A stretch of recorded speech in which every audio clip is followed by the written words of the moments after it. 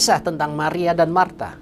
Kisah ini pasti sangat populer buat kita. Namun, saya akan membahas lebih dalam lagi tentang hal ini. Anda tahu, tanpa kita sadari kita cenderung suka memakai nalar manusia tentang keuntungan. Tuhan suka mengambil sesuatu dari kita. Mari kita lihat ketika Yesus datang ke rumah Maria dan Marta. Marta pergi ke dapur dan dia sibuk menyiapkan makanan, tetapi Maria hanya duduk di kaki Yesus. Menurut budaya Asia atau Timur Tengah, apa yang dilakukan Maria itu tidak sopan. Sedangkan yang dilakukan oleh Marta adalah hal yang sangat benar secara sosial. Tetapi dalam keuntungan Tuhan, sebenarnya ingin Maria tepat di mana dia ada, yaitu mendengar firman-Nya. Kemudian Marta keluar dan dia stres, lalu dia marah dan berkata, "Tuhan, Engkau tidak peduli jika saudara perempuanku telah meninggalkan aku sendirian untuk melayani-Mu?"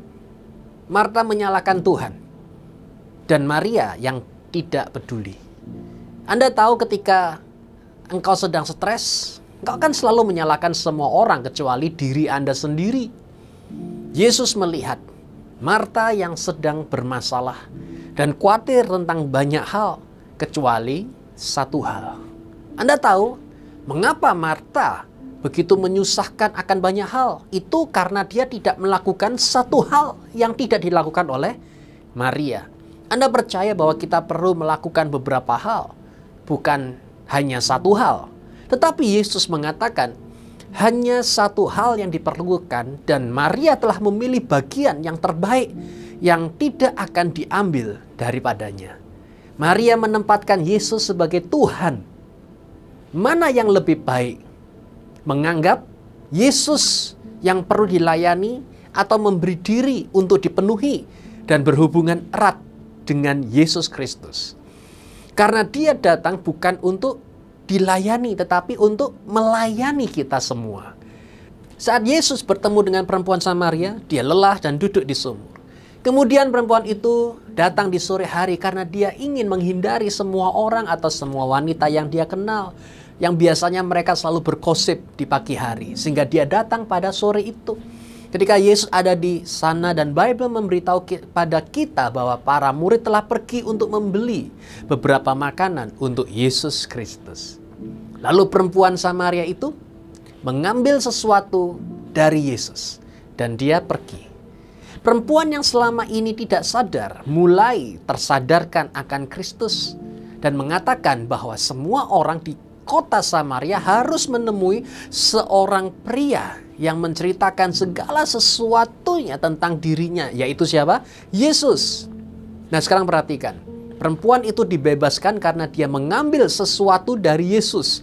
Dan ketika murid kembali dengan makanan, pandangan Yesus menjelaskan kepada mereka bahwa Yesus seperti dihidupkan kembali. Dia tampak berbeda dari ketika mereka meninggalkan Yesus. Yesus tampak lebih segar dan mereka bertanya akan satu dengan yang lain. Apakah ada orang yang memberi Yesus makanan? Anda lihat bahwa ketika engkau mengambil sesuatu dari Yesus, Anda sedang menyegarkan dia. Ketika engkau mengambil sesuatu daripadanya, seolah-olah saudara membuatnya jadi lebih kuat. Daud berkata begini, "Apa yang harus aku berikan kepada Tuhan untuk semua keuntungan yang diberikan bagiku?" Engkau tahu bagaimana Tuhan merasa dihargai Daud. Hal ini memberitahukan pada kita jawaban apa yang harus kita berikan kembali kepada Tuhan untuk semua keuntungan yang diberikan. Saya akan mengambil piala keselamatan dan ambillah lebih banyak dari Tuhan. Tuhan senang jika engkau mengambil sesuatu daripadanya. Ambillah kesembuhan Anda saat ini. Ambillah berkatnya. Terimalah kebaikannya. Ambil kebaikan Tuhan itu. Ambil. Sekali lagi saya berkata ambil. Ambillah dari Yesus Kristus. Dan kemudian jika Anda memberi, saudara memberi. Sebab lebih diberkati untuk memberi daripada menerima. Namun bersama Tuhan kita lebih diberkati untuk menerima, dan Dia ingin kita semua untuk menerimanya. Anda tahu, kadang-kadang kita datang kepada Yesus untuk berkhotbah. Kita datang kepada Yesus untuk memberikan sesuatu kepada orang lain. Kita datang untuk menimba air. Alih-alih kita tidak minum, namun kita hanya menimba air dan mati kehausan. Datanglah kepadaku dan minum, maka perutmu akan mengalir sungai kehidupan, air hidup yang mengalir untuk orang lain. Haleluya. Amin.